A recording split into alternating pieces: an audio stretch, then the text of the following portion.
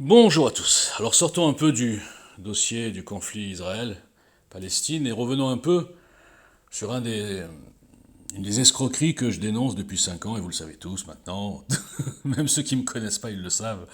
Je suis bien sûr boycotté, invisibilisé, et ce n'est pas un hasard, je l'ai démontré depuis 5 ans. Alors je vais revenir sur, puisque je vois que vous n'arrivez pas à comprendre, ou en tout cas personne n'ose diffuser, quand j'explique ce que c'est que la dissidence showbiz, d'accord, qui est du sous-mainstream, c'est-à-dire qu'il y a les mainstream, on a compris, bon, je crois que c'est pas la peine de faire un dessin. Pour une fois, sur le conflit israélo-palestinien, ils sont du bon côté. C'est-à-dire, le bon côté, c'est pas être du côté d'Israël, je crois que les gens sont tellement basiques et binaires.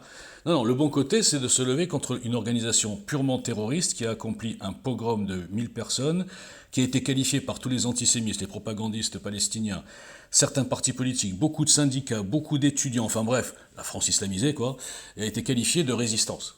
Alors je voudrais bien voir si Jean Moulin et la résistance, la vraie, avaient fait un massacre sur des civils allemands, par exemple. Jamais. Mais comme la France est islamisée, ça passe. Bon.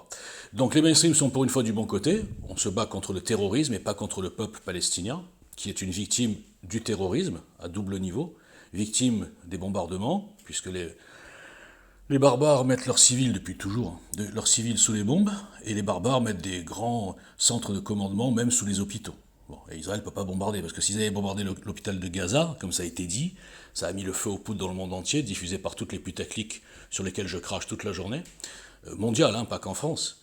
Eh bien, vous avez compris que c'était un fake.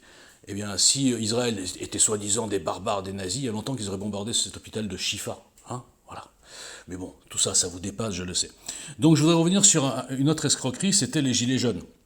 J'avais dit, moi, vous savez que j'étais là 1 an avant les Gilets jaunes. Je suis arrivé en novembre 2017. Je radote, etc. Au début, un grand succès, une bonne visibilité. J'étais pas encore cible de cabale, j'étais pas encore invisibilisé par les réseaux sociaux, j'étais pas boycotté.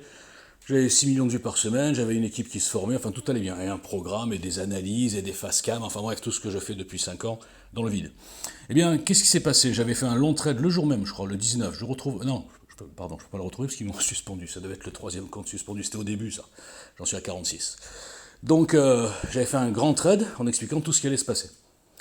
Et ça s'est passé comme ça. C'est-à-dire qu'en fait, j'ai dit, vous allez voir, ils vont faire monter en médiatisation tous les plus tarés, tous les plus complotistes, tous les plus débiles, tous les gens qui ont eu juste une dimension de syndicaliste en descendant du camion, tous les propagandistes, tout et n'importe quoi. Quelques-uns un petit peu plus intelligents, mais qui eux vont pas penser à faire un mouvement, à construire quelque chose, mais à vendre leurs bouquins, par exemple Boulot, c'est pas d'où il est sorti celui-là, il s'est donné une auto-légitimité. Avec mon ami Wilfried Paris, avocat, on lui a demandé 100 fois, elle est où ça, son ordre d'émission, sa légitimité, soi-disant il y avait des millions de gens qui l'avaient désigné. Personne. Le seul qui l'avait désigné, c'est le système. Le système a utilisé tous ces gens pour ridiculiser la dissidence, pour que les gens normaux, qui n'étaient pas forcément des gilets jaunes dans l'âme, se disent, bon, oh là là, c'est ça la dissidence et la résistance citoyenne, laisse tomber, quoi. Les MacGyver, la MacFlyer, Rodriguez, j'ai rien contre eux, Oli, non mais vous avez vu le niveau. Bon, si vous n'avez pas compris que ça a été fait exprès, franchement vous êtes aveugle, mais vous êtes aveugle, je le sais sur plein de sujets. Donc évidemment que imaginez à cette époque-là, moi j'ai interpellé pas mal de médias, pas mal même de soi-disant leaders, mais non, ils voulaient garder leur lumière, vous comprenez, ils avaient tous peur qu'une bombe atomique arrive et montre à tout le monde malheureusement que c'était des rigolos et qu'il fallait s'y prendre autrement. Donc imaginez Walter Boujna avec EGL Citoyen, qui arrive sur les plateaux, qui prend n'importe quel politicien, et au lieu de se faire ridiculiser comme ils se sont tous fait ridiculiser, ou même par des journalistes, il les éclate tous. Les gens, qu'est-ce qu'ils auraient dit? C'est pas pour me vanter, c'est du factuel. Les gens, qu'est-ce qu'ils auraient dit? Dis donc, celui-là, on l'aime pas trop, il est arrogant, il a une tête de con, en plus il s'appelle Boujna, ok, j'accepte tout ça. Mais par contre, en revanche, il a déjà travaillé, lui, 1 an et demi avant, 2 ans avant même. Il a un programme, il a des analyses, il a des articles, il peut regrouper autour de 3 axes, il peut montrer à tout le monde la pièce de théâtre des partis et politiciens, il peut casser le système et l'influence des francs-maçons, il peut tout faire ce type-là, s'il est aidé. Donc surtout, laissons-le dans la cave. Que tous les médiatiques, nos employés par procuration, se cooptent pour le laisser invisible, pour le faire passer pour fou, pour le faire passer pour je ne sais pas quoi. Et ça a fonctionné. Ça a fonctionné. Donc le système, trois axes.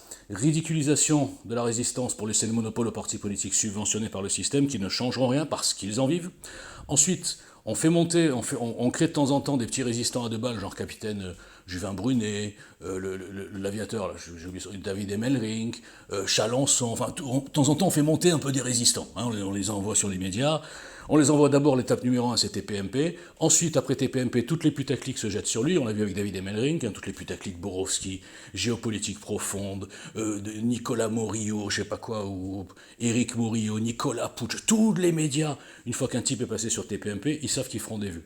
Donc le système, c'est une chose, c'est que les médias soi-disant dissidents vont faire de la promotion aux outils que lui-même leur donne.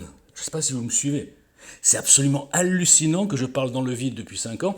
C'est logique du point de vue du système, il faut me rendre invisible, mais ce qui est hallucinant, c'est que le peu de gens qui m'entendent n'arrivent pas à comprendre ce que je dis.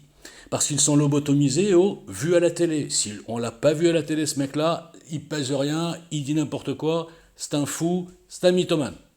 Mais enfin, le mec, il a des preuves quand même, il montre hein, des évolutions, des screens, il montre qu'il est shadowban alors qu'il est personne, il montre qu'il a été suspendu 45 fois sur Twitter alors que pendant ce temps, des propagandistes antisémites, complotistes, même qui ont fait de la prison, même qui ont été condamnés, ne sont jamais suspendus, et pourtant on les dit, attention, c'est les dissidents.